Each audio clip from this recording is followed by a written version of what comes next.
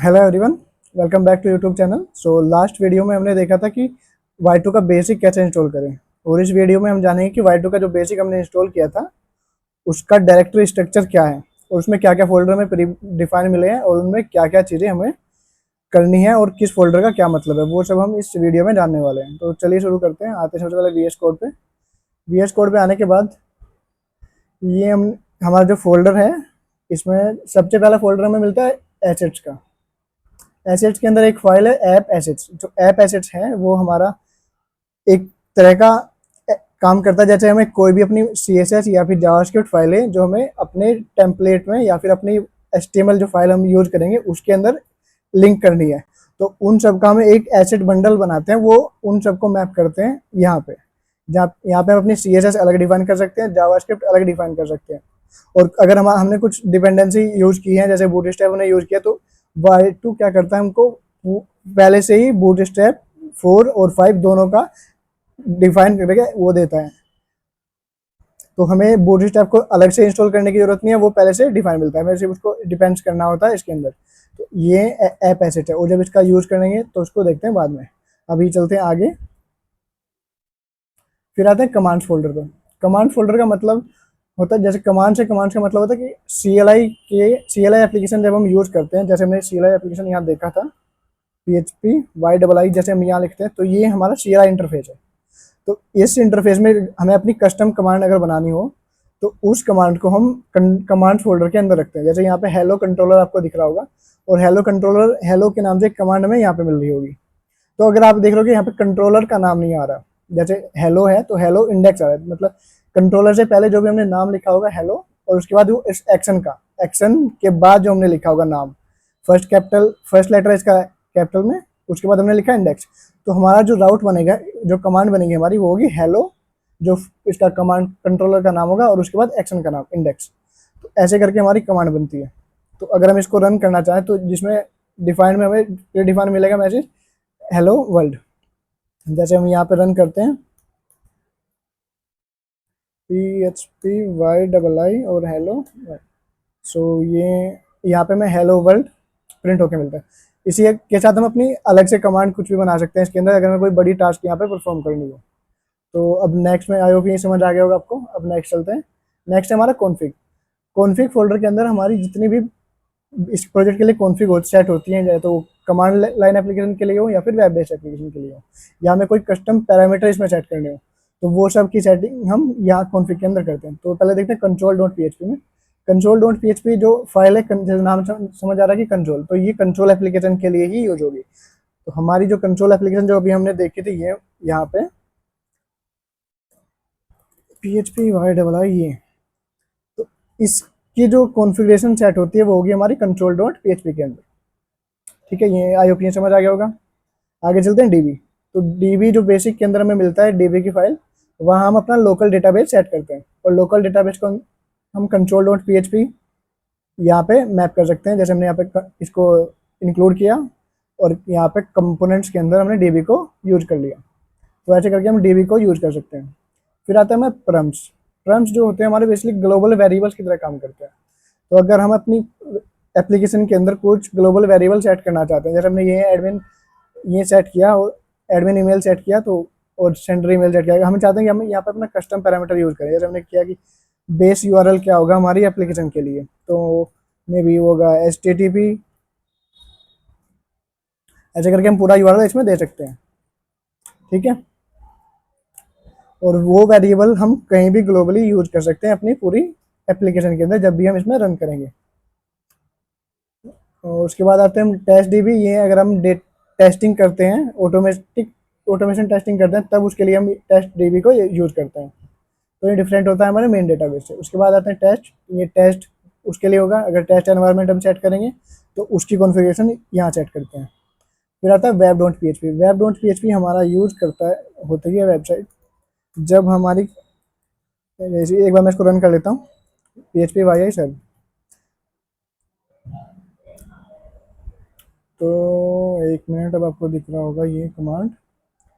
तो ये जो इंटरफेस हमारा एप्लीकेशन का सर्व करने के बाद आता है, यही होता है वेब इंटरफेस। वेब इंटरफेस के लिए जो हमारी कमांड होती है वो होती है वेब डॉट PHP। इसके अंदर अपनी कॉन्फ़िगरेशन सेट करते हैं। सेम ऐसे ही कमांड है, जैसे हमने div इंपोर्ट किया, params इंपोर्ट किए, कॉन्फ़िग सेट की, एलियासेस सेट किए, कंपोनेंट सेट किया। एलियासेस जैसे होते हैं कि हम किसी एक फोल्डर का नाम रख देते हैं कि हम 2-3, हम ये पूरा वर्ड ना लिख के हम इसको npm से एक्सेस करना चाहते हैं, ऐसे करके हम पूरा इसका नाम डिफाइन कर सकते हैं यहाँ पे एलियासेस के अंदर। फिर आता है हमारा कंपोनेंट्स।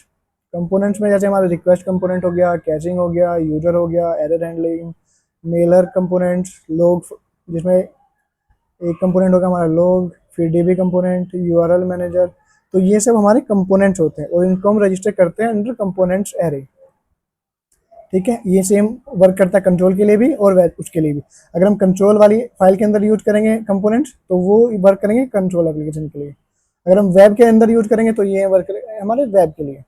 तो आई होप ये क्लियर हो गया होगा। इसके बाद हमारा ये भी है कि हम इसके अंदर डीबग मॉड्यूल कर सकते हैं, जीआई मॉड्यूल रजिस्टर कर सकते हैं। तो हमने कॉन्फ़िग के अंदर मॉड्यूल सेट करिए। ठीक है, अब आगे बढ़ते हैं। फिर है कंट्रोलर्स। कंट्रोलर्स हमारा यूज करता है जैसे हम रिक्वेस्ट हैंडलिंग के लिए हमने कोई पेज बनाया कॉन्टैक्ट का, तो कॉन्टैक्ट का जो पेज होता है हमारा, उसको एक्सेस करने के लिए हमें यहाँ पे राउट चाहिए होगा कि हम किस राउट से उसको एक्सेस करेंगे। तो जैसे साइट और कॉन्टैक्ट बन के ये राउट आया हमारा। बाय डिफ़ॉल्ट जो हमारा राउटिंग y2 हमें देता है वो ऐसे इंडेक्स डॉट PHP r करके एक वेरिएबल है, उसके बाद हम इसमें राउटिंग अपनी लिखते जाते हैं। मतलब जो भी हम राउटिंग बनाएंगे ये वैसे ही वर्क करेगा। अब जैसे हमारा कंट्रोलर के अंदर साइट डॉट कंट्रोलर है, तो मैं आपको एक बार दिखा देता हूँ कि ये राउटिंग दिखेगी कैसे। अगर हम उस पर जाएंगे तो वेब पे आते हैं, जैसे हमारा ये हुआ साइट और कॉन्टैक्ट, तो आर करके साइट कॉन्टैक्ट करके हमने ये लिखा, ये हमारा एक कॉन्टैक्ट पेज बन गया। ऐसे ही लॉगिन पेज, मतलब कि लॉगिन कंट्रोलर, उसके अंदर साइट कंट्रोलर और उसके अंदर लॉगिन एक्शन। वैसे ही हमारा होम पेज साइट कंट्रोलर, उसके अंदर इंडेक्स एक्शन। तो इस तरीके से हमारा राउटिंग जो कंट्रोलर का वर्क होता है। आते हैं VS कोड पे वापस। तो यहाँ देखते हैं ये साइट कंट्रोलर, हम जितने भी कंट्रोलर इसमें बनाएंगे वो उनका नाम रखेंगे, उसके लास्ट में कंट्रोलर डॉट PHP ऐड करते जाएंगे। y2 जो होता है वो बेसिक एक डिफ़ॉल्ट राउटिंग सेटिंग यूज करता है, मे बी राउटिंग कॉन्फ़िगरेशन या फिर राउटिंग मैकेनिज्म हम इसको कह सकते हैं कि वो यूज करता है। तो इसमें क्या होता है, अगर हमारे पास साइट नाम का कंट्रोलर है और उसके अंदर हमारे पास है साइट कंट्रोलर है, उसके अंदर हमारे पास है एक्शन इंडेक्स, तो हमारी जो राउटिंग बनेगी हम एक्शन को इग्नोर करेंगे और कंट्रोलर को इग्नोर करेंगे। तो हमारी राउटिंग जो बनेगी वो होगी साइट इंडेक्स और इंडेक्स का आई कैपिटल। तो एक तो ये वर्क हो गया एक्शन इंडेक्स। अगर ऐसे करके हम ये राउटिंग डिफाइन कर सकते हैं। अगर हमने हमारे पास तीन, इसके अंदर 3 एक्शन है तो हमारे पास यहाँ पे 3 राउट बन सकते हैं। जैसे इसमें लॉगिन होना, लॉग आउट एक्शन हो गया, कॉन्टैक्ट एक्शन हो गया, अबाउट हो गया। तो उस तरीके से हमारे एक्शन और वो इसमें डिफाइन होते हैं कंट्रोलर के साथ। तो ये क्लियर हो गया कंट्रोलर हमारा कैसे वर्क करता है। बाकी इसको डिटेलिंग में जब समझेंगे तो आगे, ये तो अभी इंट्रो चल रहा है, इसको बंद करते हैं। उसके बाद आता है मेल फाइल। मेल के अंदर हम अपने लेआउट डिफाइन कर सकते हैं। लेआउट जैसे कि हम यूजर हमारा कोई लॉगिन हुआ या रजिस्टर हुआ तो हम उसको एक वेलकम ईमेल भेजना चाहते हैं, तो उस तरह का हम मेल यहाँ पे, उसका मेल टेम्पलेट यहाँ पे डिफाइन कर सकते हैं। अपना मेल टेम्पलेट आप कस्टम डिजाइन कीजिए और उसको यहाँ पे यूज कर सकते हैं। इसके बाद आता है हमारा मॉडल्स। मॉडल्स जो होते हैं y2 में बाय डिफॉल्ट 3 टाइप के मॉडल्स देता है। ये तो 3 फाइलें हैं, मैं इनसे अलग बात कर रहा हूँ। 3 टाइप के मॉडल्स हमको y2 प्रोवाइड करता है। एक होता है सबसे पहले बेस मॉडल, उसके बाद आता है हमारा एक्टिव रिकॉर्ड, उसके बाद आता है कि हमारा डायनेमिक मॉडल। तो ये 3 टाइप के मॉडल हमें y2 बाय डिफ़ॉल्ट प्रोवाइड करता है। हम इन तीनों को अलग अलग तरीके से यूज कर सकते हैं और इन तीनों का मेनली y2 एक्टिव रिकॉर्ड का काम होता है कि हमारा डेटाबेस से डेटा को एक क्लास को एक्सटेंड करेगा और वो क्लास हमारी यूज करेगी ऐसे ORM। तो डेटाबेस के साथ जितना भी हमें कर्ड ऑपरेशन परफॉर्म करना है वो हम एक्टिव रिकॉर्ड वाली क्लास के साथ कर सकते हैं, जिस भी क्लास से हम एक्सटेंड करें एक्टिव रिकॉर्ड को।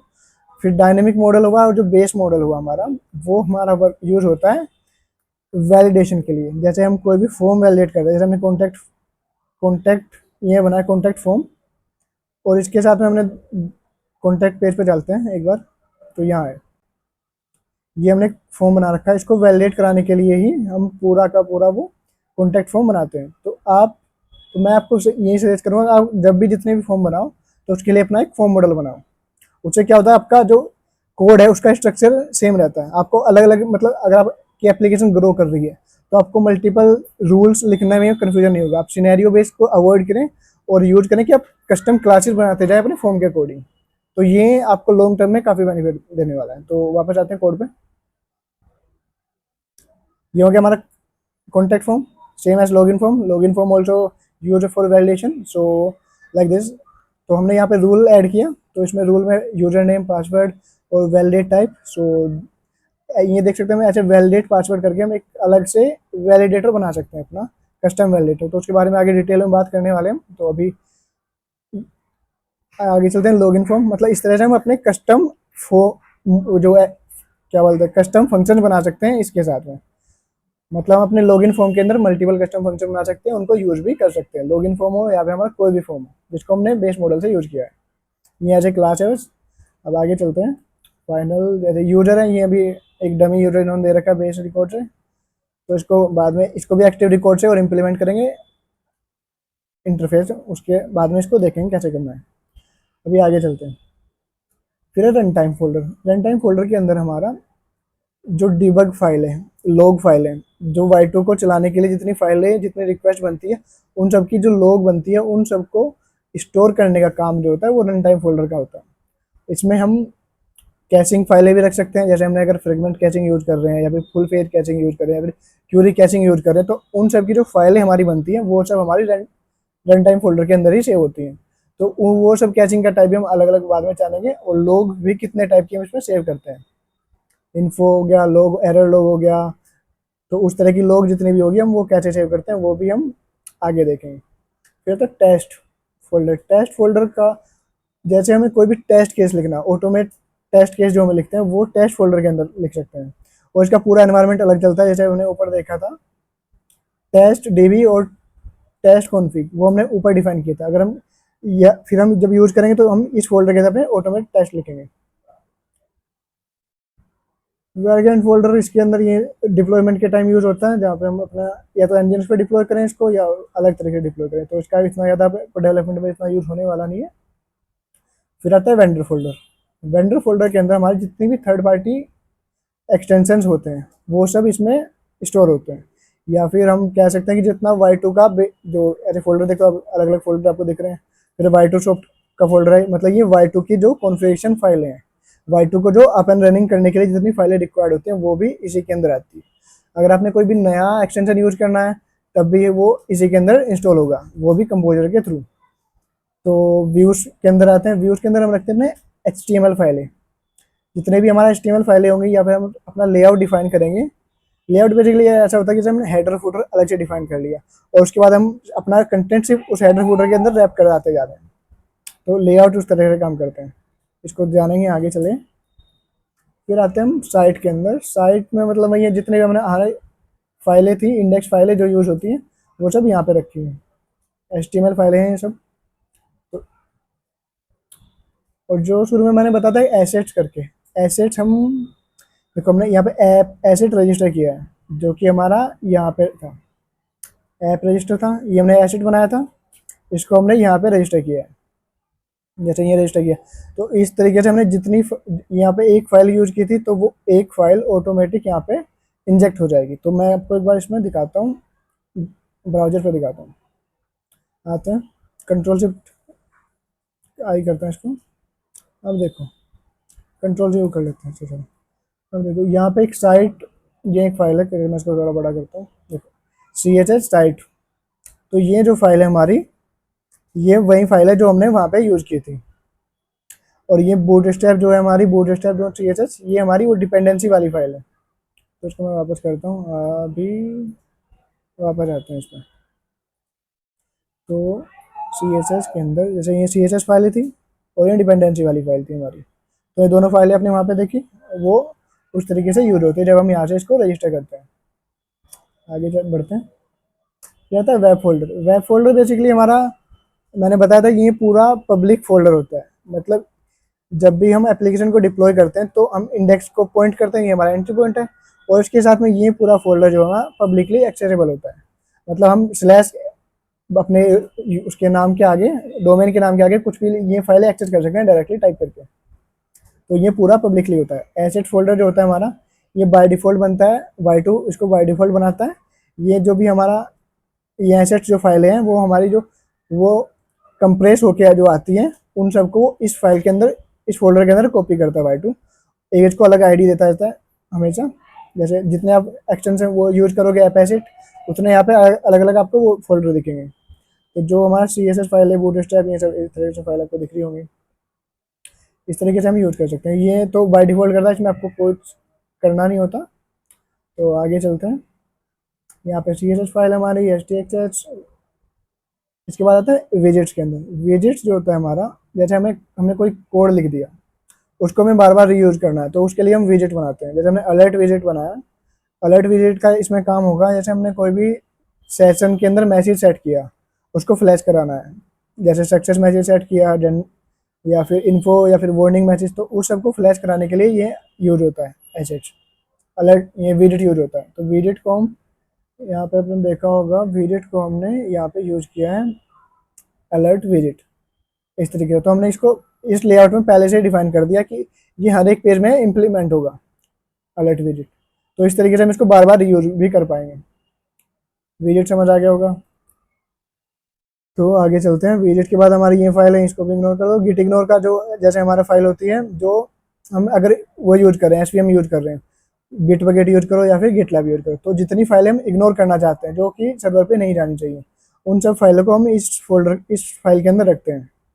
जैसे हमने वेंडर फोल्डर हुआ, वेंडर फोल्डर को पूरा इग्नोर कर दिया। इसका रीजन ये है कि अगर हम अपना लोकल वेंडर दूसरे को शेयर करेंगे तो कॉन्फ्लिक्ट वो आएगा। मतलब हमने वर्जन 8 यूज कर रहे हैं, कोई 7 यूज कर रहा है PHP का, कोई अलग यूज कर रहा है, तो उस तरह से वो पूरा कॉन्फ्लिक्ट करेगा। तो इसलिए हम उसको पूरे को इग्नोर ही कर देते हैं। हर किसी का लोकल मशीन का एनवायरनमेंट अलग हो सकता है। अगर हम सर्वर पे जाएंगे वहाँ पे एनवायरनमेंट अलग होगा। तो इसलिए हम ये सब फाइलें जो हमारी यूज़ की नहीं है उन सबको भेजते ही नहीं है। जैसे हम यहाँ पे वेब के अंदर देखो, एसेट को, इस पूरी एसेट फाइल का क्या मतलब, कोई मतलब नहीं है ना। तो इन सबको भी हम इग्नोर के अंदर ही डाल देते हैं। अगर आप यहाँ देखोगे तो यहाँ पहले से इग्नोर रखा है कि इस फाइल को छोड़ के बाकी सब इग्नोर कर दो। तो इन फाइलों का भी कोई यूज नहीं है। मतलब अगर हम वहाँ इसको पुश करें किसी भी SVM पे। अब आगे चलते हैं। आगे हमने देखा कंपोजर डॉट जेसन, जो ये फाइल है हमारी, हमने स्टार्टिंग में इंस्टॉल किया था कंपोजर से ही फोल्डर को। इस पूरे प्रोजेक्ट को हमने कंपोजर से इंस्टॉल किया था। तो इसके अंदर जितनी हमारी, अगर हमें कोई एक्सटेंशन नया यूज करना है तो वो भी हम इसी के अंदर यूज करेंगे। मतलब कोई नया लाइब्रेरी यूज करनी है, हमें पता चला कि जैसे कार्तिक का ग्रेड व्यू है तो उसको यूज करना है, तो उसको भी हम इसी के अंदर यहाँ पे लिख के उसको कंपोजर अपडेट करेंगे। ठीक है, तो ये पूरी फाइलें यूज होती है कंपोजर के थ्रू। आगे चलते हैं। आगे ऐसा कुछ रीडमी फाइल है, रिक्वायरमेंट्स है, कितनी रिक्वायरमेंट्स हमारी इसको चाहिए चलने के लिए। फिर है हमारी रिक्वायरमेंट फाइल का आप यूज़ कर सकते हो। देखो डायरेक्टली अगर आपको रिक्वायरमेंट यूज़ करना है तो PHP लिखो रिक्वायरमेंट, देखो आपको फुलफिल दिख जाएगा कि रिक्वायरमेंट पूरी हो रखी है कि नहीं। आपको सब ओके ओके लिखा आएगा। अगर आपका सर ये एप्लीकेशन नहीं चल रहा उसके बाद भी, इंस्टॉल करने के बाद भी, तो आप एक बार रिक्वायरमेंट को चला के देखो। वहाँ पे आपको अगर ओके ओके लिखा रहा है तो ये मतलब आपका सब कुछ सेटअप है वो चलना चाहिए। अगर इसमें किसी चीज़ को कोई इग्नोर कर रहा है तो आप उसको सर्च कीजिए और देखिए कि कैसे वो करेंगे। अगर नहीं समझ आता है तो आप उसको कमेंट में डालिए, तो मैं खुद आपको उसका एक अलग से सेपरेट वीडियो बना के दूंगा कि वो क्यों नहीं आपका वर्क कर रहा है। ठीक है, तो रिक्वायरमेंट आपने जान लिया। अब चलते हैं वाई की तरफ। वाई जो फाइल है हमारी, ये लास्ट फाइल मैं आपको बता रहा हूँ। जैसे हमारा वेब के अंदर जो इंटरफेस होता है, वेब के अंदर जो एंट्री पॉइंट होता है वेब एप्लीकेशन के लिए, उसी तरीके से एंट्री पॉइंट हमारा CLI एप्लीकेशन के लिए भी होता है। तो जो ये फाइल है हमारी, ये CLI एप्लीकेशन का एंट्री पॉइंट है। जैसे एंट्री पॉइंट हमारा वेब के अंदर था, ये वाला एंट्री पॉइंट जो कि वेब एप्लीकेशन के लिए था, और ये वाला है CLI एप्लीकेशन के लिए। इसमें अंतर क्या है कि ये जो एप्लीकेशन का जो क्लास है ये कंट्रोल को एक्सटेंड कर रहा है, ऑब्जेक्ट बना रहा है, और ये वाला बना रहा है वेब के क्लास का ऑब्जेक्ट। ठीक है, बाकी सब यही है। कॉन्फ़िग हमने सेट किया वेब वाली, और यहाँ पे कॉन्फ़िग सेट किया कंट्रोल वाला। ठीक है, तो ये हुआ हमारा कि एंट्री पॉइंट हमारा क्या होता है। अब एक बार मैं आपको एक वेबसाइट पे लेके चलता हूँ जहाँ आपको थोड़ा ओवर डिटेल में जानने को मिलेगा।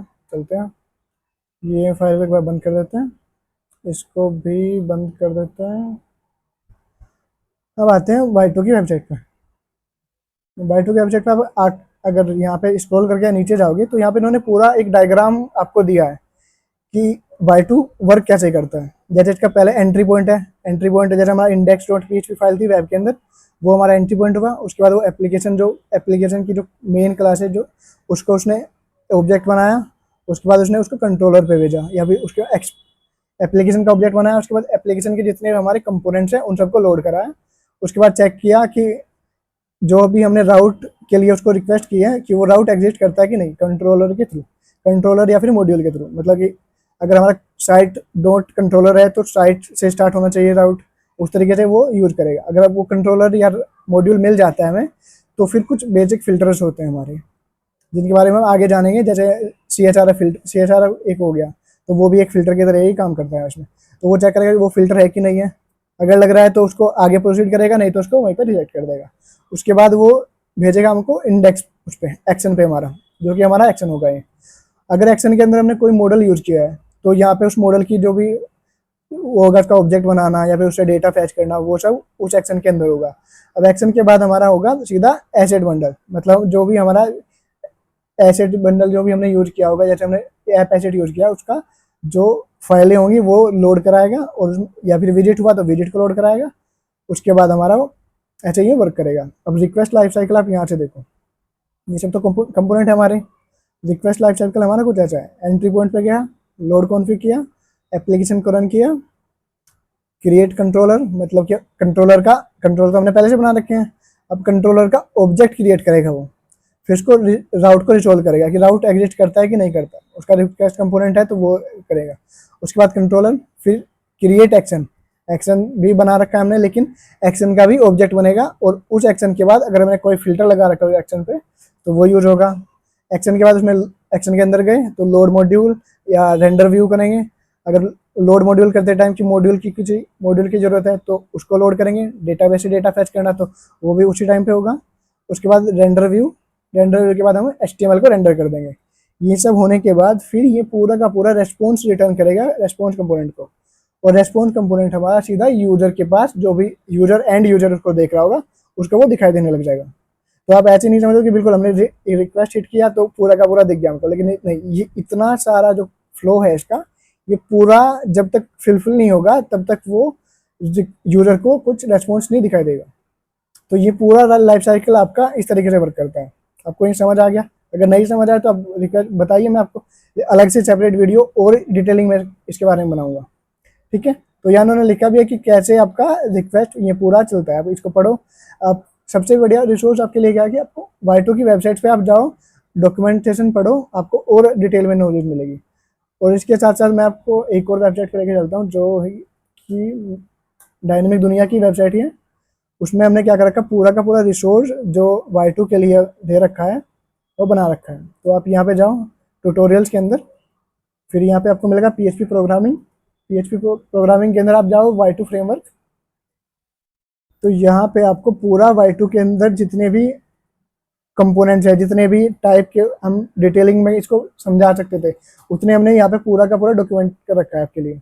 आप इसको जाओ पढ़ो। कुछ चीज़ें नहीं समझ आती, कुछ चीज़ों में लग रहा है कि यहाँ पे कि ये थोड़ा ऐसे नहीं ऐसे होना चाहिए, तो उसके लिए भी आप यूट्यूब वीडियो के अंदर उसमें कमेंट में डाल सकते हैं कि ये ऐसा होना चाहिए। तो आप यहाँ पूरा एक एक करके कंपोनेंट आप पढ़ सकते हो। लाइफ साइकिल है, वाई2 हेल्पर है, कॉन्फ़िगरेशन कैसे सेट होती है, यूटिलिटी क्लास क्या होती है, कर्ड एप्लीकेशन होता है क्या है, migration, seeding, layout, asset management, bootstrapping, ये सब चीज़ें। वाई2 का form validation, file upload, pagination, sorting, user authentication, RBAC, ये सब चीज़ें यहाँ पे पूरा डिटेलिंग में है कि कैसे फ्रंट एंड को किसी इस जो हमारा वाई2 है वो बैकएंड एप्लीकेशन है, उसको किसी फ्रंट एंड एप्लीकेशन के साथ कैसे इंप्लीमेंट करें, एंगुलर व्यू या फिर रिएक्ट के साथ, डिपेंडेंसी इंजेक्शन क्या होता है, वो सब आप यहाँ पे जाके पढ़ सकते हैं। इसके साथ आप एक ये भी है हाउ टू गाइड्स, इसको भी मैं और भी एक्सटेंड कर रहा हूँ कि और भी नई नई चीज़ें हैं कि आपको किसी भी चीज़ में जरूरत हो कि डिपेंडेंसी ड्रॉपडाउन कैसे बनाते हैं और बाकी सब चीज़ें, तो ये इस पूरी वेबसाइट पे आप आके पढ़ सकते हो। इसका लिंक मैं आपको डिस्क्रिप्शन में डाल दूंगा। तो ये रिक्वेस्ट लाइफ साइकिल आपने पूरा समझ लिया। Y2 का जो बेसिक है स्ट्रक्चर आपको आई होप पूरा क्लियर हो गया होगा। इसमें अभी भी कंफ्यूजन है तो आप बताइए, आगे वैसे आगे चल के नई वीडियो में जो होगा तो आप अच्छे से पूरा Y2 क्लियर कर सकते हो अपना। तो अभी के लिए इतना ही। आप कमेंट कीजिए और बताइए वीडियो कैसी लगी आपको। चैनल को सब्सक्राइब कीजिए और अपने आसपास अपने दोस्तों को जो भी Y2 सीख रहे हैं, फिर कोई नया डेवलपमेंट में आ रहा है तो उसको शेयर जरूर कीजिए वीडियो। ठीक है, बाय।